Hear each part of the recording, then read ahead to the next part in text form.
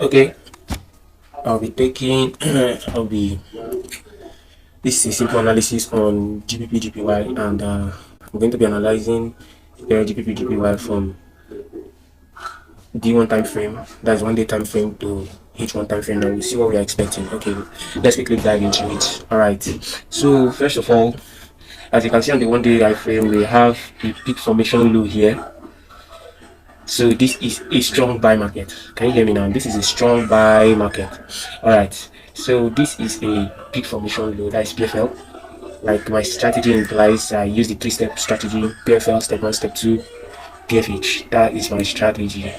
PFL, step 1, step 2, PFH. That is my strategy. Okay, all right.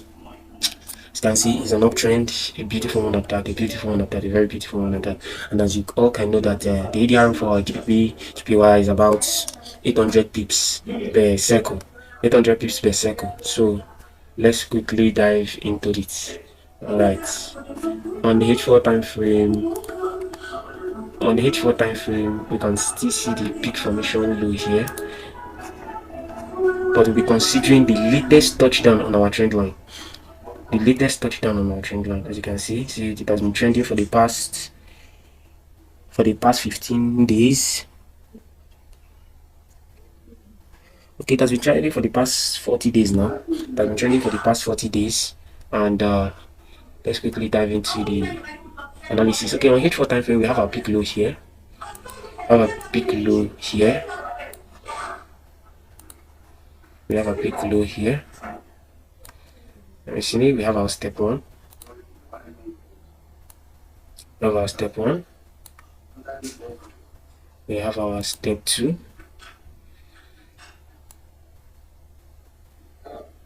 On H4 time frame, these are the steps. We have a peak low, our step 1, our step 2. Remember, we have a demand zone right about here. We have a demand zone right about here. Yes, we have a demand zone right about here. We also have another demand zone right about here. Right about here.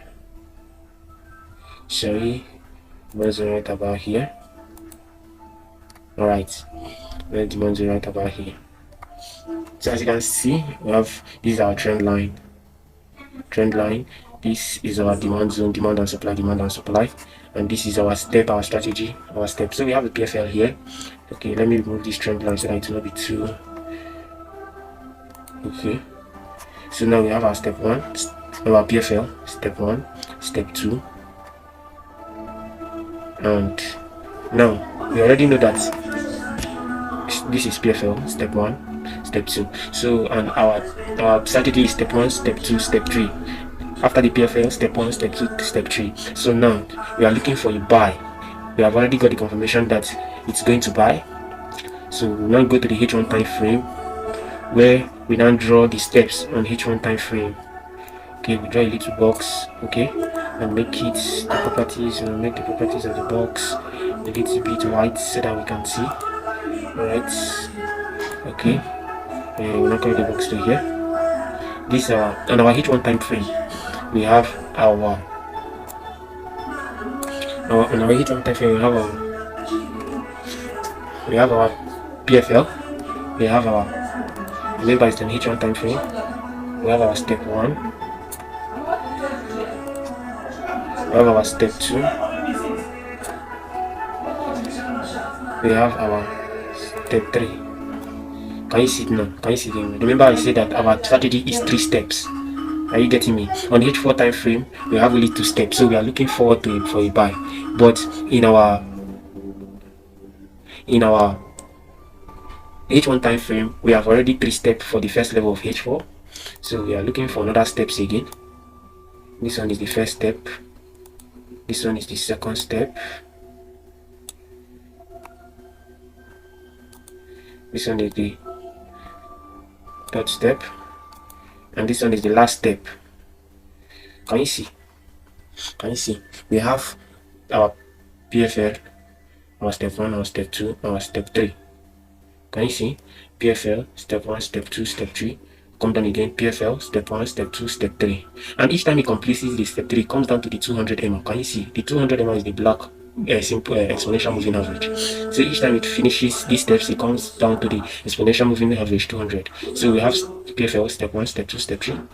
Come down to the 200 MA. We have PFL step 1, step 2, step 3. So it comes down again to the 200 MA. Can you see? Can you see? So we have another step 1 here. We have another step here.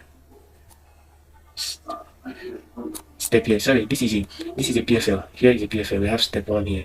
So we are waiting for a, because there's another psychological zone here. There's another psychological zone here. So we are waiting for the second step around this region for it to buy. I see. Alright. Okay, so this is our PFL on H1.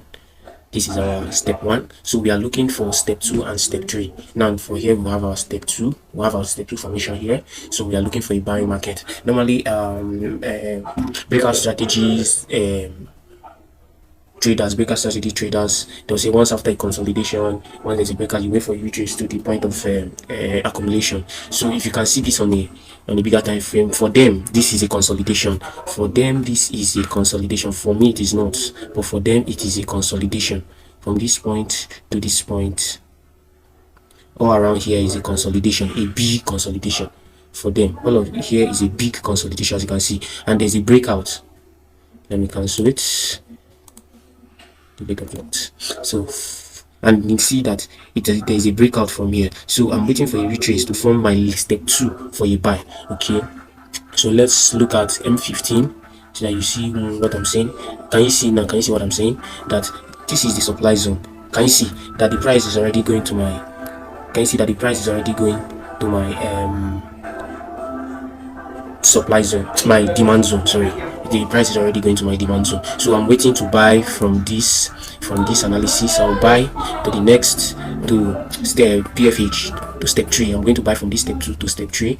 Normally, if I would have loved to count my steps on the 15 minutes too, for you to see. If I am to count my steps on the 15 minutes, I will say this is my step 1, this is my step 2, this is my PFL, this is my step 1, this is my step 2, and this is my step 3. But I will not do that. I will not want to confuse you on my analysis. If you want more of my analysis, you just buzz me up via the comment section and I will attend to you. Okay, now I'm waiting to buy for the step 2 of H1 time frame. So I'm actually using the step strategy. I don't know if you have heard it before, but I'm actually using the step strategy, and it's not common within traders to use the step strategy. Yes, that's what I use, and I am an indicator-based trader. I use so many indicators to confirm my movements in the market, and I use it to confirm my steps, and I also use my TDI with the Traders Dynamic Index. So I am anticipating for a big move in buy, and even Euro USD is setting according to this GBPJPY. I mean GBPJPY, Euro USD, and GBP USD. All of them are actually giving me a buy setup, but different buy scenarios. You understand? So I'm actually waiting for tomorrow, which is the 1st of November, or if I should post the video today, 1st of November, to actually wait for my buy setup here, a double bottom. I need a double bottom on the 15 minutes here. Then I will now enter my buy trade, and I'll be targeting my stop loss. I'll take it, my stop loss will be from somewhere here. I'll set my stop loss from somewhere here. I'll set my stop loss from somewhere here. Yeah, this is where my stop loss will be, and this is where I'll be waiting for a double bottom. So if you like my analysis on GBPJPY, please kindly hit the subscribe button, as I'll be dropping more analysis and mentorship videos for you. Thank you, and God bless you.